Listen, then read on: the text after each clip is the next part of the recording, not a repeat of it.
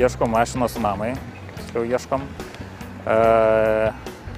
Reikia, kad būtų, tarkim, nedidelė, bet ne visai maža. Automatas, geriau dizelis, bet, tarkim, tai gal nėra pagrindinis kriterijus. Pagrindė ten, tarkim, pasitikiu bent jau labiau ten Toyota, Subaru, Suzuki. Tai čia irgi kaip ir toks privalumas būtų.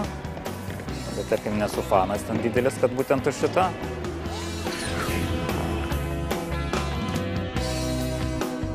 Hedžbekas svarbiau, kad talpesnė bagažinė.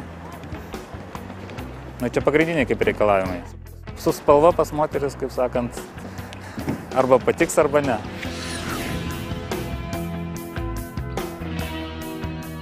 Labiau buvo bandoma, tarkim, modelį ieškoti, bet, tarkim, kainų skilimo.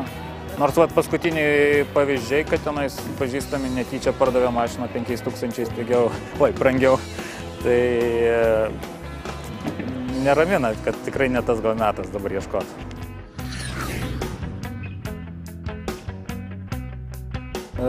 Ieškoma ilgam, bet, tarkim, dabar gal tas momentas yra, kad dabar jo reikia ir ten turbūt pusmečio ar metus palaukti, kad gal situacija rinkoje pasikeis nelabai yra. Tai reikia kažkaip bandyti rizikuoti ir ras kažkaip tą variantą, kad nusipirktų už protingą kainą.